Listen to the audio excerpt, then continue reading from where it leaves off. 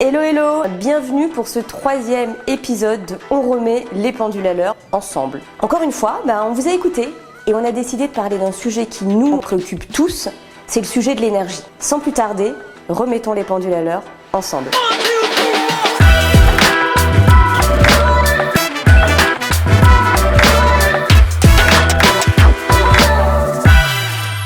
On commence. Mais cette fois-ci, on va pas commencer par mon chouchou, vous savez, Jordan Bardella. J'ai plutôt envie de commencer pour lui rendre hommage à quelqu'un qui lui est très cher. On écoute.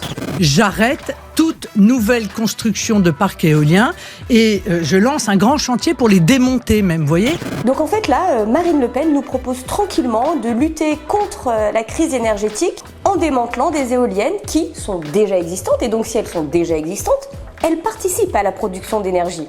Juste quelques chiffres pour Marine Le Pen, comme ça vous pourrez remettre à jour vos fiches. Les éoliennes aujourd'hui participent à 8% de la production d'énergie en France. Elles représentent pas moins de 22 000 emplois, 22 600 pour être exact, et elles ont permis, rien que sur l'année 2020, d'éviter l'émission de 17 millions de tonnes de CO2. Ça, c'est les chiffres. Ensuite, vous allez me dire, oui mais Prisca, tu fais un peu fort. Vous avez raison. On est tous d'accord, on sait ce qui s'est passé. Marine Le Pen a commencé à lire sa fiche sur l'énergie, puis elle a oublié de la retourner. Donc oui, Marine Le Pen, il faut être pour le nucléaire. Mais être pour le nucléaire, ça ne veut pas dire être en opposition aux énergies renouvelables. Parce que nucléaire et renouvelable sont complémentaires. Et ça, à mon avis, c'était écrit derrière votre fiche. Oui, cherchez dans vos dossiers, vous sauriez bien. Oui, je vais vous retrouver ça mais immédiatement et vous allez voir que vous allez être en difficulté. Vous êtes en train de lire une fiche qui ne correspond pas au dossier que vous avez cité. C'est triste pour vous, parce que ça montre votre impréparation à nos concitoyens.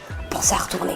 Passons des fiches de Marine Le Pen, si vous le voulez bien, aux écrits de Mathilde Panot. Je vous laisse regarder ce qu'elle dit. On voit que Mathilde Panot fait un seul tweet, très condensé, elle respecte le nombre de caractères, mais elle dit beaucoup de choses qui n'ont pas grand-chose à voir les unes avec les autres. Ce qui interpelle énormément, c'est le sujet des 4 réacteurs qui seraient à l'arrêt, laissant présager que ces réacteurs sont à l'arrêt parce que défaillants ou parce que pas utiles. Déjà, Mathilde Panot, on a bien compris, vous êtes contre le nucléaire. Mais en revanche, être contre le nucléaire ne vous empêche pas d'aller vous renseigner dessus. Il y a un site qui est très bien fait, qui est l'Agence de sûreté nucléaire. Vous pouvez y aller, promis, vous n'aurez pas de bouton. Et vous verrez là-dessus l'ensemble des éléments. Notamment, effectivement, en période de forte chaleur, de canicule, on consomme moins d'énergie. Et donc, pendant ces périodes-là, de manière très logique, on peut mettre à l'arrêt certains réacteurs. Et qu'est-ce qu'on fait pendant ce temps-là avec ces réacteurs ? On assure la maintenance. On assure la maintenance pour en assurer la sûreté. Donc, Mathilde Panot, allez voir l'ensemble des informations avant de vous lancer dans un tweet avec beaucoup de caractères, mais qui n'ont pas beaucoup de sens.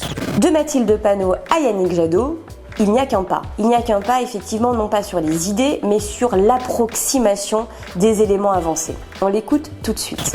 Vous savez ce qu'on fait d'une partie de nos déchets nucléaires aujourd'hui ? On les envoie en Russie. On les envoie en Russie. Vous avez confiance dans la gestion russe des déchets nucléaires ? Moi pas. Yannick Jadot, vous avez raison. Vous avez raison car nous envoyons une partie de l'uranium recyclable, en Russie. Et pourquoi nous l'envoyons en Russie ? Parce que pour l'instant, et je dis bien pour l'instant, nous ne savons pas enrichir cet uranium. Donc il s'agit bien de l'envoyer pour être dans une filière de recyclage. Donc moi je trouve ça quand même un peu fort de café qu'on en arrive aujourd'hui pour des raisons extrêmement dogmatiques à un représentant d'Europe Écologie Les Verts qui vient nous dénoncer une filière de recyclage. Revoyez un peu vos fiches. Bon, autre sujet quand il s'agit d'énergie, c'est le prix de l'essence. Il nous concerne tous et là, nous avons de la chance, énormément de propositions sont faites sur ce sujet. Énormément de propositions à gauche. Je vous propose de les écouter. Bloquons les prix. Sur les 5 années, il faut augmenter le prix de l'essence. Il faut baisser de 50 centimes le prix à la pompe. La TVA aujourd'hui elle est à 20% sur l'essence. Je propose qu'on puisse la passer à 5,5. Bien oui, comme vous avez pu le voir, la gauche regorge d'idées sur le sujet. Mais des idées qui sont pas toutes dans la même direction, voire même qui sont opposées les unes aux autres. C'est un peu désespérant parce que du coup on voit que clairement l'union de la gauche se fera pas sur ce sujet. Allez, on peut pas finir sans remettre un prix. Vous savez que j'aime bien remettre des prix. Ça sera le prix du meilleur plagiat. On l'a déjà fait la semaine dernière, mais décidément, il veut absolument toujours être sur nos vidéos. On l'écoute. Vous souhaitez construire des EPR, donc des réacteurs de dernière génération. Et même de la nouvelle génération d'après.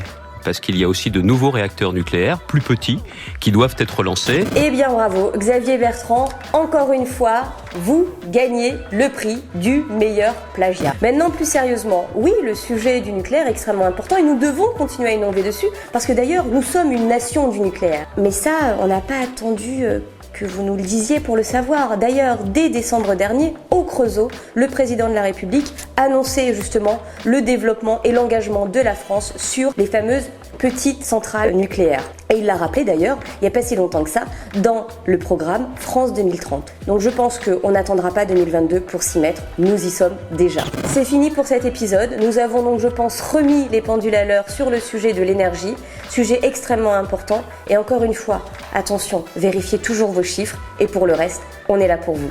Cette émission, elle est là pour vous, donc n'hésitez pas à nous mettre en commentaire sur les différents réseaux, que ce soit Twitter, Insta ou même sur la chaîne, les sujets que vous voulez voir sur le prochain numéro. Nous remettrons les pendules à l'heure sur le sujet que vous aurez choisi.